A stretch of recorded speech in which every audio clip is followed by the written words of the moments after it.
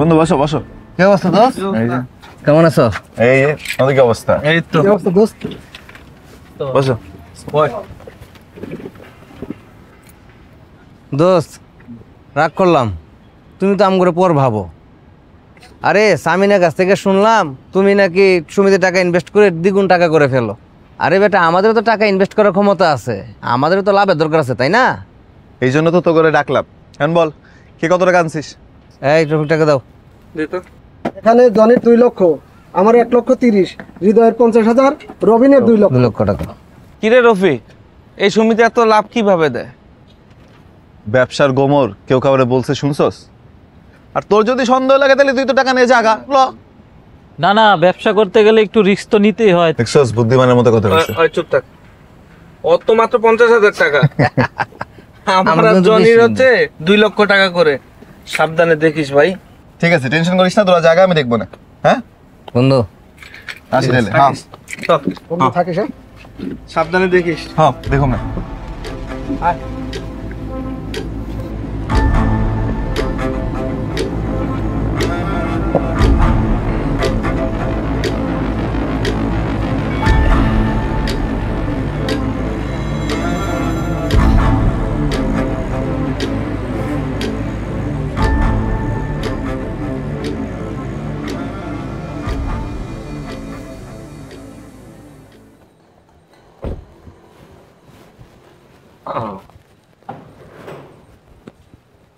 Sir. হ্যাঁ বল। এই যে পেট্রোল আনার পর ভাঙতি টাকা ফিরছিল, এই যে রেখে দাও তো। ও হাশেম স্যার। এসিটা মনে হয় একটু কম ঠান্ডা হচ্ছে। জি স্যার, ইঞ্জিনেও একটা শব্দ হইতেছে। আর কাজ করো, কালকে সিদ্দিক সাহেবের গ্যারেজে একটু দেখাও, ঠিক আছে? জি স্যার। সালাম আলাইকুম স্যার। ওয়ালাইকুম আসসালাম।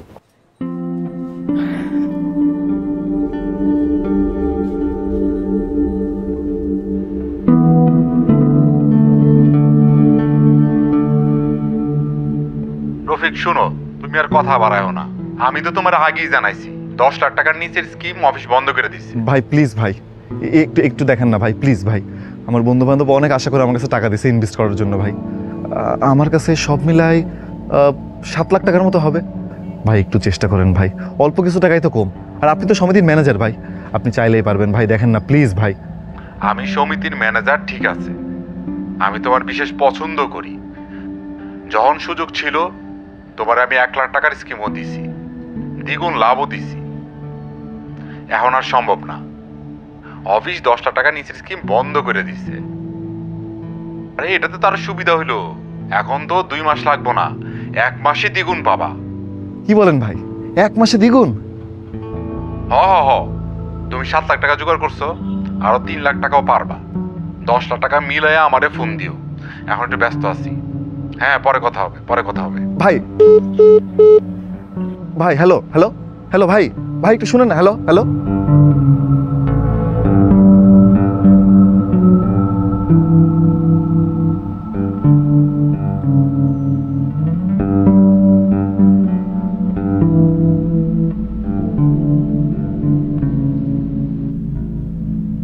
সোনাইরা আবরার ওরা কই? ওরা খাবে না? রাত তো হলো। ওরা খাবে, তুমি খাও, ওদের খাবার আসছে। খাবার আসছে মানে? ওরা অনলাইনে অর্ডার করেছে। সুনেরা বলল বাই 1 গেট 1-এ একটা মজার খাবার এসছে, আসলেই ওরা খেয়ে নেবে। এইসব বাহানা করে বারবার এরকম অনলাইনে অর্ডার দিয়ে খাবার খাওয়াটা কি ঠিক? আরে ওরা দুজনেই তো বাইরের খাবার খুব পছন্দ করে, এখন আমি কি করব? কয়েকদিন পরে যখন শরীর খারাপ করতে থাকবে তখন বুঝবা, তখন কিন্তু বলতে পারবা না যে আমি কি করব। হয়েছে হয়েছে, এখন তুমি খাও তো, আরেকটা মাছ দেই। দাও। এই বাড়িতে তো মাছ সবজি কেউ খায় না। মাছ আর সবজি খেলে যে কি হয় আমি এটাই বুঝতে পারি না। তাদের পছন্দ কি? ওই পোলট্রি চিকেন। খবরের কাগজ তো পড়ো না, পোলট্রি চিকেন মানেই হচ্ছে অ্যান্টিবায়োটিক, আর অ্যান্টিবায়োটিক, মরবে, সব মরবে। আচ্ছা শোনো, ওই যে হাসিমের মেয়ের বিয়ের গয়নার অর্ডার দিয়ে এসেছি, 25,000 টাকার মতন ডিউ আছে, ওইটা আনার সময় লাগবে। আরে দেরি আছে তো, সেটা তো প্রবাসী, মালয়েশিয়া থাকে, দেশে আসবে তারপরে না। আরে গয়না বানাতে সময় লাগে না, আজকে মার্কেটে গিয়েছিলাম, একটা ডিজাইন দেখে আমার খুব পছন্দ হয়েছে, অর্ডার করে এসেছি। আচ্ছা ঠিক আছে, নিয়ে যাও টাকা। আল্লাহ মাহবুব।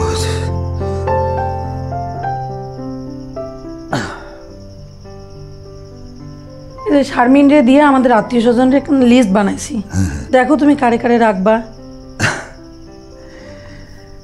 আমার একমাত্র মাইয়ার বিয়া, ইচ্ছা তো হয় সবাইরে রাখি, কিন্তু সামর্থ্য তো নাই। আব্বা আসছো? আমার একটা কথা ছিল। বল। আব্বা বলতেছিলাম কি, আমার এই ব্যবসার জন্য কিছু টাকা দরকার ছিল। টাকা? কত টাকা?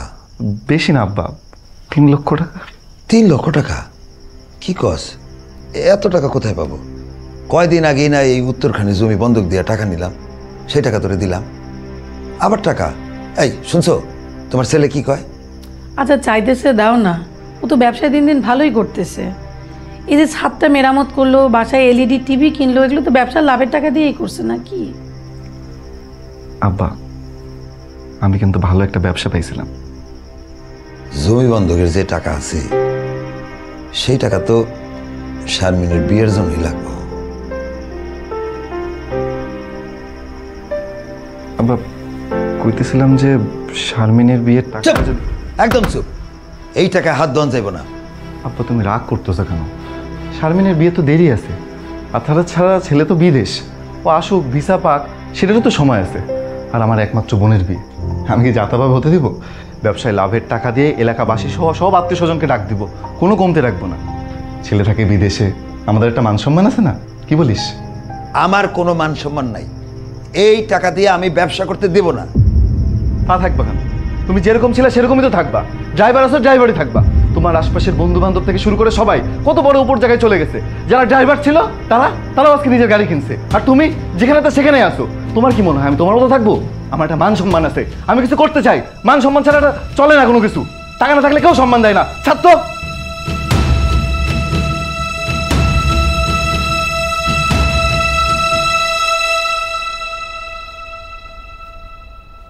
গুড মর্নিং বাবা। গুড মর্নিং মা, ঘুম ভালো হয়েছে? হ্যাঁ বাবা, ঘুম ভালো হয়েছে। এখনকার সকালে একটু শীত শীত করে তো, তাই ঘুম থেকে উঠতে একটু দেরি হয়ে গেল।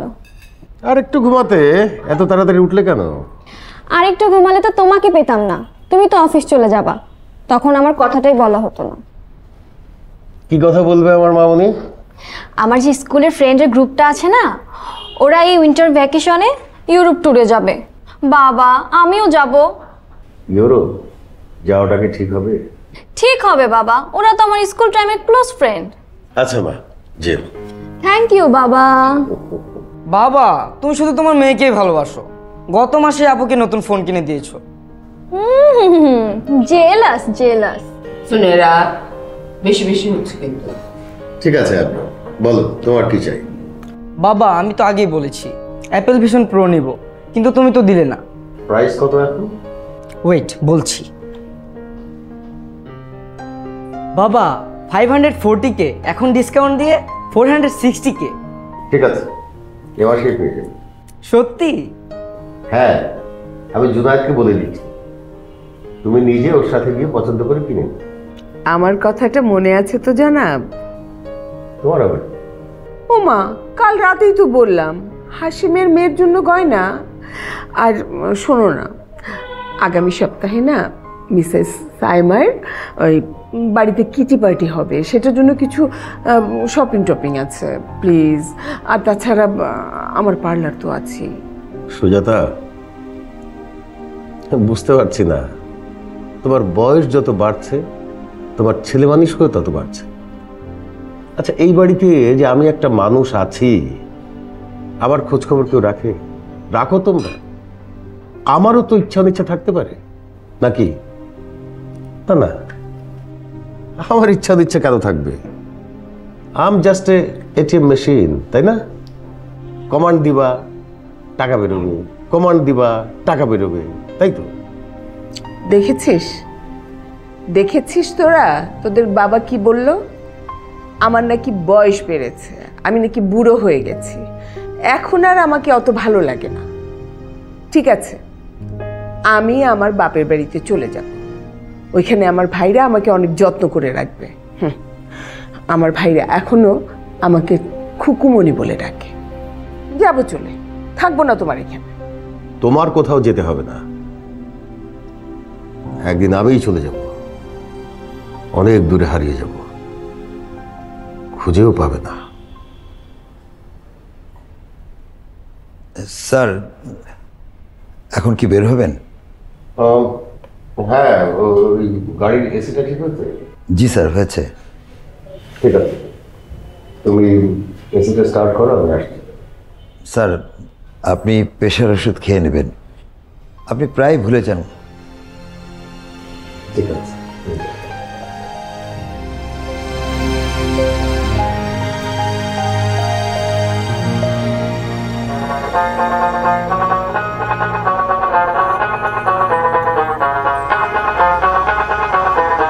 আমার প্রাণের মানুষ আছে প্রাণে, তাই হেরে তাই সকল কানে। প্রাণের মানুষ আছে প্রাণে, তাই হেরে তাই সকল কানে। আছে সে নয়ন তারায়, আছে সে নয়ন তারায়, আলোক ধারায় তাই না হারায়। ওগো তাই দেখি তাই যেথায় সেথায় তাকাই আমি। ইস, গাটা জ্বরে পুড়ে যাচ্ছে। এই শীতে গাড়িতে কেউ এসি ছাড়ে? আরে মা থামো না, এখন বিছানায় শুয়ে থাকো। না, কালকে আমার ডিউটি আছে, ডিউটিতে যাওয়ান লাগবো। আমি কালকে তোমার ডিউটিতে যাইতে দিব না। না রে মা, কালকে যাওয়ানই লাগবো। আমার স্যারে সাইটে যাইব, বিদেশ থেকে পার্টি আইব। তোরা তো জানোস সারা আমারে সারা চলতে পারে না। আচ্ছা কালকের দিন আসুক, আগে সকাল হোক, তখন দেখা যাবে।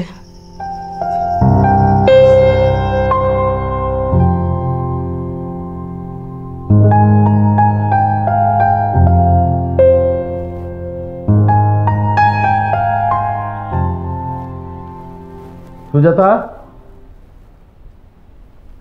কি হয়েছে? আমার একটা পিপিএম ফাইল ছিল, খুঁজে পাচ্ছি না।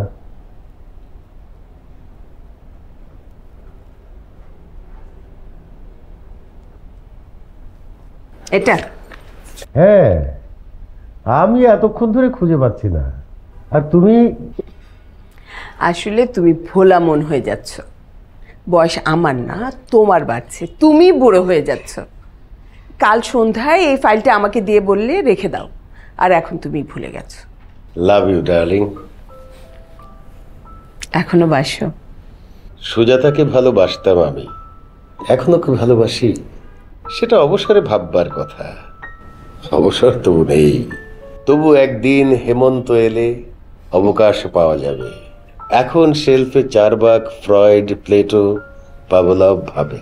সুজাতাকে আমি ভালোবাসি কি না, পুরনো চিঠির ফাইল কিছু আছে, সুজাতা লিখেছে আমার কাছে। কিরে মা, কিছু বলবি? আমি সরি বাবা, কেন রে মা? আমরা সবাই তোমার প্রতি ভীষণ কেয়ারলেস হয়ে গিয়েছিলাম।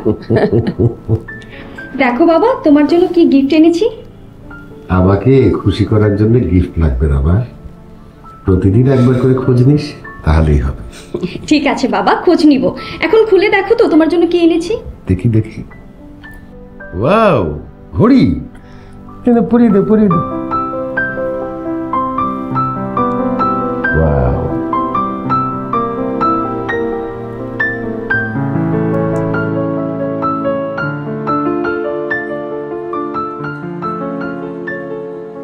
আসসালামু আলাইকুম স্যার। ওয়ালাইকুম সালাম। তুমি কে? আমি আপনার ড্রাইভার হাশেমের ছেলে। বাবার শরীরটা একটু খারাপ, এই জন্য আমরা আসতে দিইনি। উনি আসতে খুবই জোর করছিল। ও, শরীর কি খুব বেশি খারাপ? জি, রিপোর্টে ডেঙ্গু এসছে, ডাক্তার বলেছেন রেস্ট করতে। ডেঙ্গুর প্রকোপটা খুব বেড়েছে, সাবধানে থাকতে হবে। জি।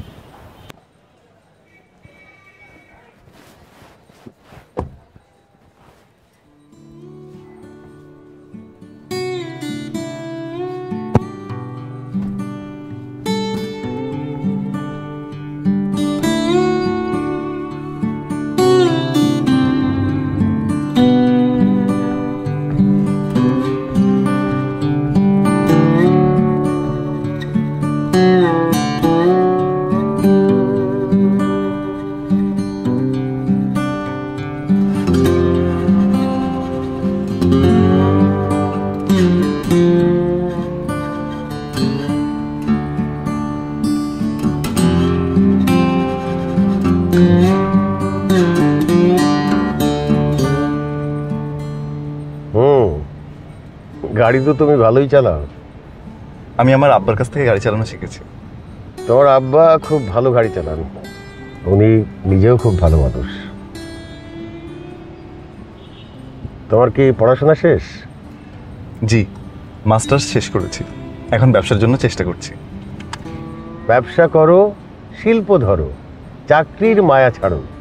বলো তো এই কথাটা কে বলেছে? প্রফুল্লচন্দ্র রায়, প্রখ্যাত বাঙালি দার্শনিক, রসায়নবিদ, শিক্ষক এবং কবি। তিনি ছিলেন বেঙ্গল কেমিক্যালসের প্রতিষ্ঠাতা। দারুণ দারুণ, এগিয়ে যাও, তুমি পারবে। চাকরি করব না, চাকরি দেব, এটাই তরুণদের স্লোগান হওয়া উচিত। তরুণ প্রজন্মকে চাকরি খোঁজার সংস্কৃতি থেকে বেরিয়ে আসতে হবে।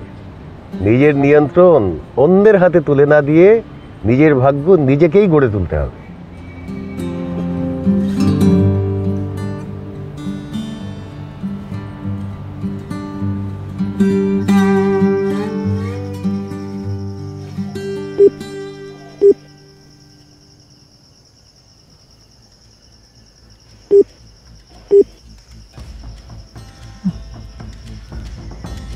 The number you are trying to call is currently not reachable. Please try again later.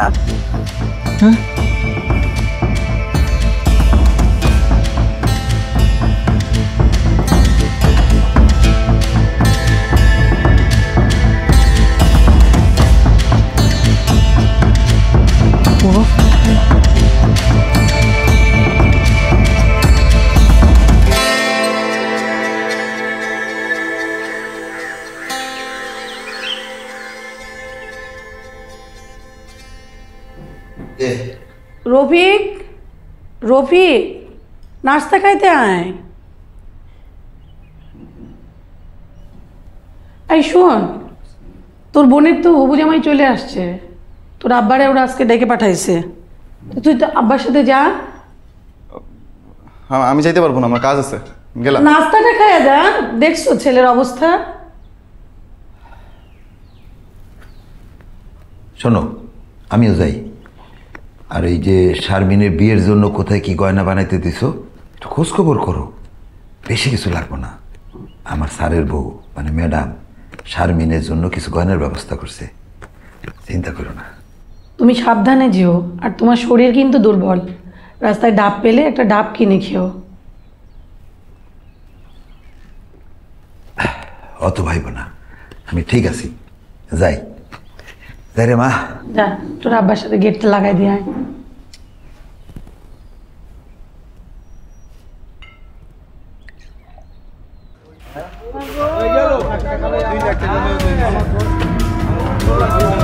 কি হয়েছে ভাই?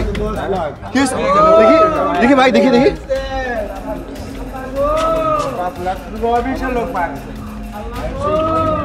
অফিস তো এখানে ছিল, অফিস কি হলো? আমার 10 লাখ ভাই। আপু ভাই, আপনার সাথে এখানে দেখলাম আমি। আরে ভাই, আমিও তো আপনার মতন ডাবল লাভের আশায় টাকা ইনভেস্ট করেছিলাম, এখন তো সব টাকা নিয়ে ভেঙে গেছে।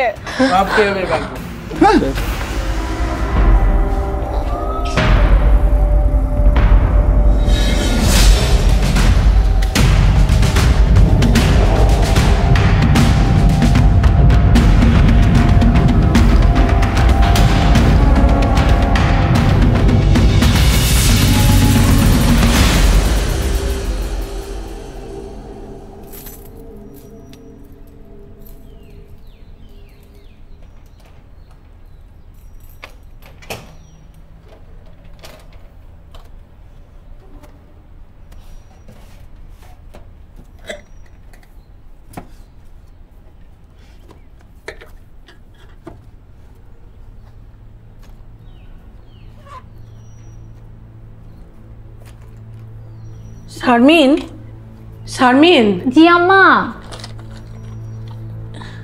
শারমিন, টাকাগুলো কই রাখছি? টাকাগুলো তো আমি এখানেই রাখছিলাম। কি বলো? এখন পাইতেছি না যে। আমি তো এইখানেই রাখছিলাম। ওই দিকটা দেখছো? দেখতেছি তো, কিন্তু এগুলিতে তো কোথাও পাইতেছি না। আমি তো এই ড্রয়ারের ভিতরে ঢুকায় রাখছিলাম মনে হয়।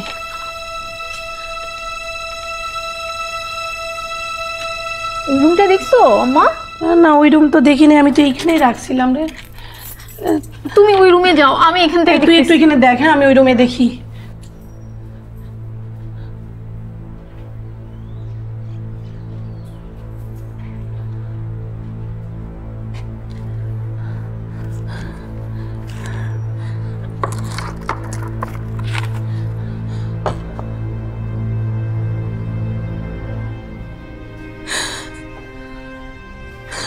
আরে তোর বাবা তোর জন্য কত কষ্ট করে টাকাগুলো জমা করছে তোর বিয়ার লাগে।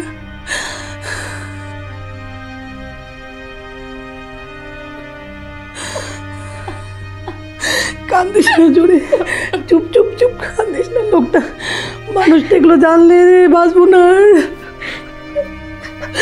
কান্দিস না, কান্দিস না। তোর বাপের কত অসুখ গেল, তাও টাকাগুলো খরচ করে নাই। তোর ভাই কত করে চাইলো, তাও টাকাগুলো দেয় নাই।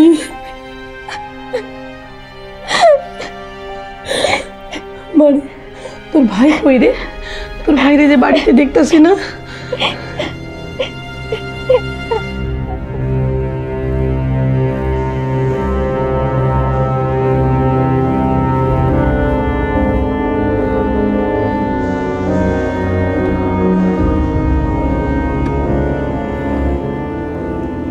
এই তো হাত তো কি করতেছিস? এই রফিক, কি করতেছিস? কি টাকা দে, 1 কোটি টাকা দিবি। আরে কোথা থেকে টাকা দিবি? ওরা তো ভাইগা গেছে। আরে আমি ওরা আগেই সন্দেহ করছিলাম তুই এক্ষুনি টাকা দিবি। তোরা আমি বিশ্বাস করি না, তুই টাকা দে, টাকা বের কর। বলতেছি না টাকা দিতে পারবো না, ওরা ভাইগা গেছে। রফিক, তুই ভালো করে বুঝতে আসস তোর অবস্থা কোন পর্যায়ে যাইতাছে। তোকে 2 দিনের সময় দিলাম, 2 দিনের ভিতরে টাকাগুলো ফেরত দিবি। 2 দিনের মধ্যে আমি পারুম না। কেন পারবি না? কেন? ধর, আরে ধর। আরে আরে যা, তোরা 7 দিনের সময় দিলাম, 7 দিনের ভিতরে আমার টাকাগুলো ফেরত দিবি। যা। হ্যাঁ হ্যাঁ।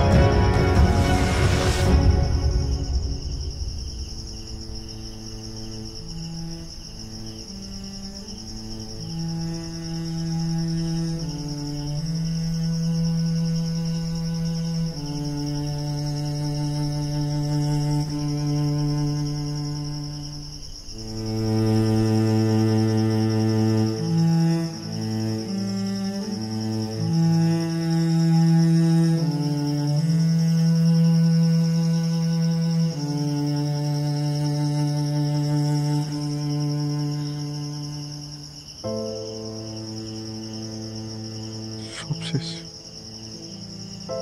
সব কিছু শেষ আম্মা, সব। ওরা আমার টাকা নিয়ে পলাইছে আম্মা, সব টাকা নিয়ে পলাইছে। সবাইরে বিপদে ফেলছি আম্মা, আমি তোমাদেরও বিপদে ফেলছি আম্মা, তোমাদেরও ফেলছি। আচ্ছা আম্মা, আমি যদি অনেক দূরে চলে যাই, বহু দূরে, যেখান থেকে চাইলেও ফেরা যায় না, তোমাদের কি অনেক কষ্ট হবে? অনেক সমস্যা হবে আম্মা, অনেক। চুপ, একদম চুপ, বাজে কথা বলবি না।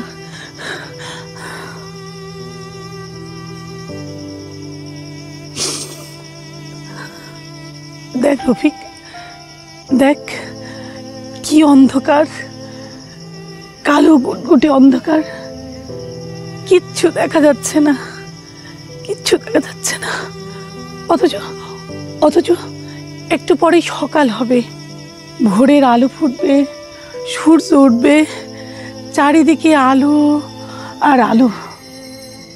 একটু ধৈর্য ধর বাবা, সব ঠিক হয়ে যাবে। একদিন দেখবি সব ঠিক হয়ে যাবে।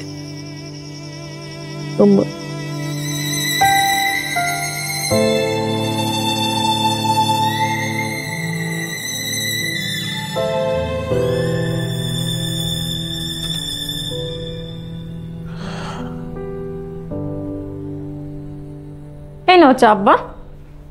দে। আব্বা তুমি কই যাও? ডিউটি আছে রে মা। সেদিন না রহিমদের বাসায় গিয়ে অসুস্থ হয়ে গেলা, আর ডাক্তার তোমার কি কইছে? রেস্ট নিতে কইছে না? কিচ্ছু হবে না, তুই চিন্তা করিস না। নে ধর। অন্তত চাটা খায়া যাও। না রে, আর খাবো না, আমি যাই। আমি না আসতেছি। হ্যাঁ, আমি ডিউটিতে যেতেছি। যাই। এখনই যাইতেছো? হ্যাঁ, এখনই যাইতে হবে, সারা দেরি হয়ে যাবো। আমি গেলাম। আচ্ছা। কি হইলো তোমার? আব্বা, তোমার শরীরটা খারাপ লাগতেছে? না না, অস্থির হইস না, হঠাৎ একটু মাথাটা চক্কর দিল। না, তোমার আর যাওয়ার দরকার নেই অফিসে। ও দাগ আজকে ডিউটিতে, তুই যা রফিক। আচ্ছা তোর আবার পারবো? আমি পারবো, তুমি চলো, আসো ভেতরে আসো। আচ্ছা, সাবধানে গাড়ি চালাইছি।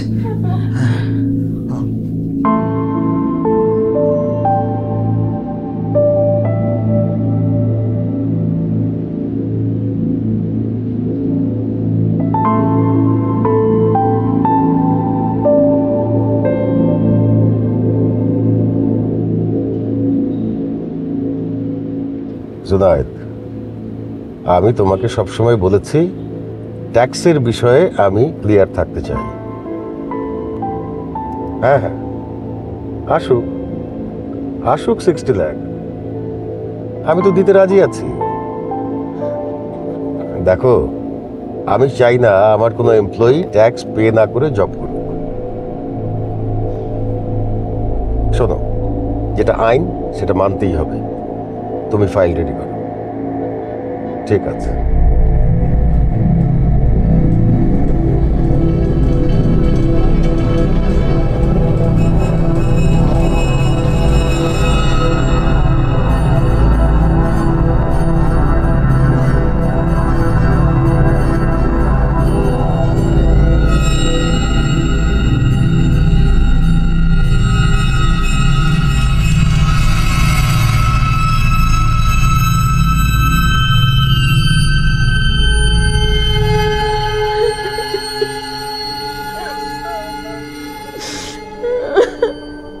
দেখেছিস, তোর বাবা বলতো না একদিন সে চলে যাবে, হারিয়ে যাবে, আর ফিরে আসবে না।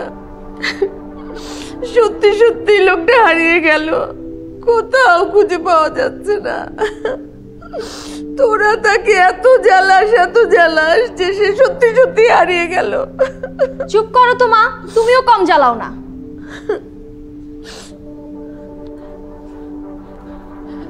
তোমার ছেলে তোমার স্যারকে নিয়ে কোথায় গেল? হ্যাঁ ম্যাডাম, আমিও তো আমার ছেলে রফিকের ফোন বন্ধ পাচ্ছি। হাসিম আঙ্কেল, বাবা তো বিকেলে অফিস থেকে বের হয়েছে। তাছাড়া আজকে তোমার বার্থডে, বাবার তো দেরি করার কথা না। দেখেন এখন রাত 3টা বাজে। আচ্ছা, বাবা অফিস থেকে বাসায় ফেরার পথের হসপিটালগুলোতে আমরা খোঁজ নিতে পারি না? কি বলছিস? হসপিটাল? তোর বাবা হসপিটালে কেন যাবে? যেতেই তো পারে, অসুস্থ অথবা অ্যাক্সিডেন্ট। চুপ কর, যত সব অলক্ষণে কথাবার্তা। ম্যাডাম, থানায় ফোন দিলে হয় না? থানায় ফোন করবো? হ্যাঁ ম্যাডাম। মা ফোন পাচ্ছি। হ্যাঁ,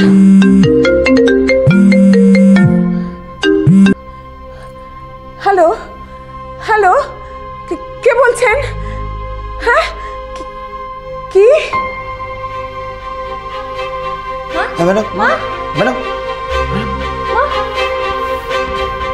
মা, হ্যালো।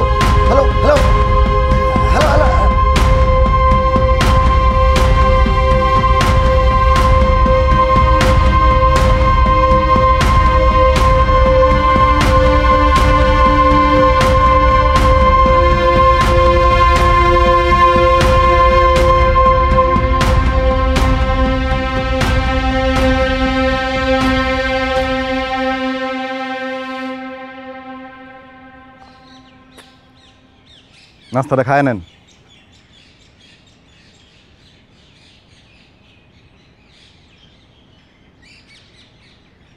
তোমার আব্বা একজন ফেরেশতার মতো ভালো মানুষ, আর তুমি কি না বইটার মধ্যে খাওয়া গেছে সবাই রে। আব্বার কাছে ব্যবসার জন্য টাকা চেয়েছিলাম, কেউ আমার দেয় নাই, কেউ দেয় নাই। বোনের বিয়ের জন্য জমানো টাকা চুরি করে ব্যবসায় দিলাম, হারাইলাম, সব হারাইলাম আমি। ফ্রড, সবাই ফ্রড, সবাই। এখন তুমি কি চাও? টাকা চাই আমি, দেন টাকা দেন আমারে। টাকা দিয়ে করবেটা কি? ব্যবসা, আমি ব্যবসা করব। তোমাকে আমি প্রথম যেদিন দেখেছিলাম ভেবেছিলাম তুমি খুব ঠান্ডা মাথার মানুষ। না, তুমি খুবই শর্ট টেম্পার্ড। এত অধৈর্য হলে ব্যবসা করা যায় না। জ্ঞান দেন না আমাকে, জ্ঞান না দিয়ে টাকা দেন। আপনি সেদিন নিজে বলছিলেন যে তরুণ প্রজন্মকে এই চাকরি খোঁজার সংস্কৃতি থেকে বের হয়ে আসতে হবে। বলেছিলেন না নিজের নিয়ন্ত্রণ অন্য কারোর হাতে তুলে দেওয়া যাবে না, নিজের ভাগ্য নিজেকেই করতে হবে। কই দেন, এখন টাকা দেন, আমি নিজে আমার ভাগ্য করব, আমি ব্যবসা করব। পারবে না, তুমি এক লাফে ছোট থেকে বড় হতে পারবে না। সেজন্য তোমাকে সময় দিতে হবে, ধৈর্য ধরতে হবে। ধৈর্য ধৈর্য ধৈর্য, আর কত ধৈর্য ধরবো আমি? তোমার মধ্যে এই একটা জিনিসের খুব অভাব দেখছি, ধৈর্য।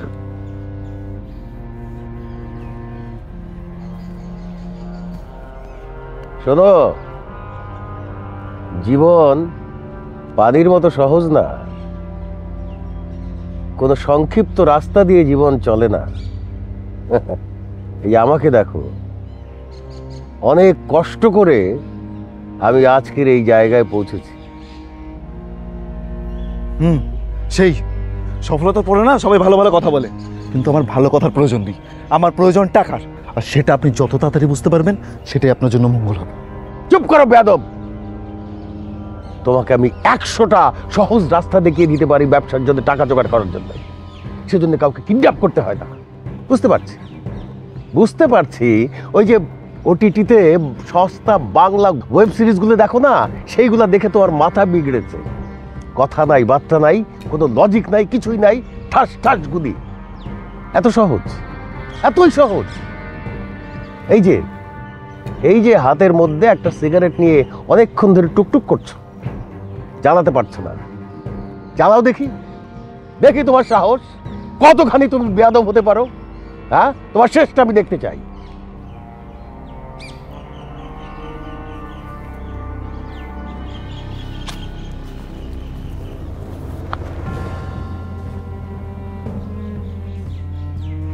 আমি আমার বন্ধুদের কাছ থেকে টাকা ধার নিয়ে ব্যবসায় দ্বিগুণ লাভের স্কিমে টাকা ইনভেস্ট করেছিলাম। কিছু টাকা কম ছিল, ওরা বললো এই টাকাটাও জোগাড় করতে হবে। পরে বোনের বিয়ের জন্য জমানো যেই টাকা ছিল সেই টাকাগুলো আমি চুরি করেছি, পুরোটা ওই ব্যবসায় দিয়েছি। পরে গিয়ে দেখি ওরা সবাই উধাও। এইদিকে বোনের বিয়ে ঘনিয়ে আসছে, বন্ধুরা আমাকে ক্রমশ টাকার জন্য থ্রেট দিচ্ছে। আমি কিছুই বুঝতে পারছি না যে আমি কি করব, কিছুই না। তুমি থানায় যেতে পারতে, কোর্টে যাবে, আইন তোমাকে তোমার টাকা ফেরত এনে দিত। সেটা না করে তুমি কি করলে? নিজেই একটা বেআইনি কাজ করে বসে।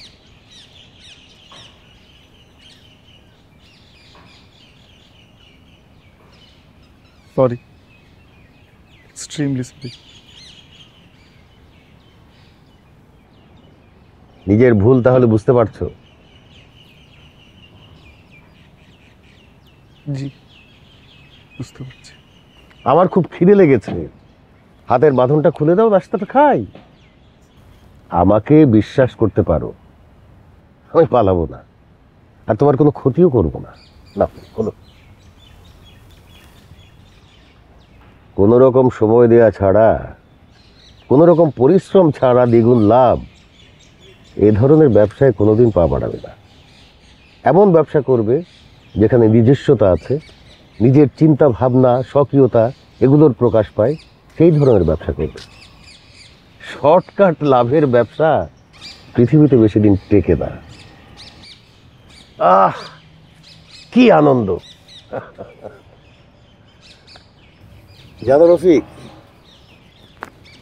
সেই ছোটবেলায় বারান্দায় বসে শীতের রোদ পোহাতাম আর নাস্তা খেতাম। আজ বহুদিন পরে আবার এখানে বসে শীতের রোদে রোদ পোহাচ্ছি আর নাস্তা খাচ্ছি। সবকিছু সম্ভব হতো তোমার জন্য। Thank you very much. আরে তুমি নাও, তুমিও নাস্তা খাও। নাও। জানো রফিক, প্রতিদিন সকালবেলা নাস্তা খাওয়ার পরে আমাকে প্রেশারের ওষুধ খেতে হয়। আমার তো হাইপার টেনশন আছে, মাঝে মাঝে আমি ওষুধ খেতে ভুলে যাই। এমনকি আমার পরিবারও আমাকে মনে করিয়ে দেয় না। আমাকে কে মনে করিয়ে দেয় জানো? তোমার বাবা। প্রতিদিন সকালবেলা অফিসে যাওয়ার আগে আমাকে বলে, স্যার আপনার ওষুধটা কিন্তু মনে করে খেয়ে নেবেন। এতটাই সে যত্ন করে আমাকে, ঠিক আমার আপনজনের মতো।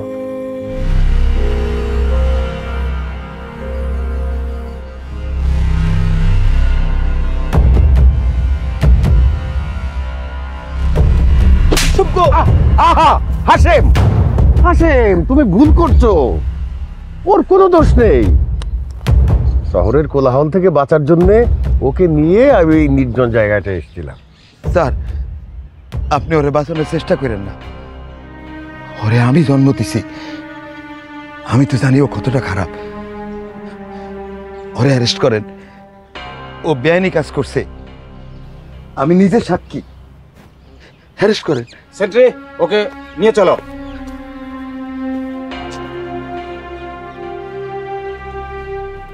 আব্বা, কোনো কথা হবে না।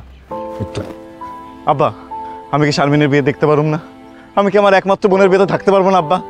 সেটা কোর্টে গিয়া বলবা। কোর্ট যদি আইনে বোঝে তুমি তোমার বোনের বিয়েতে থাকতে পারবা, তাহলে থাকতে পারবা। নিয়ে চলো। আব্বা, আব্বা,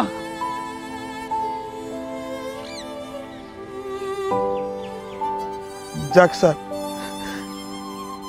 যাক।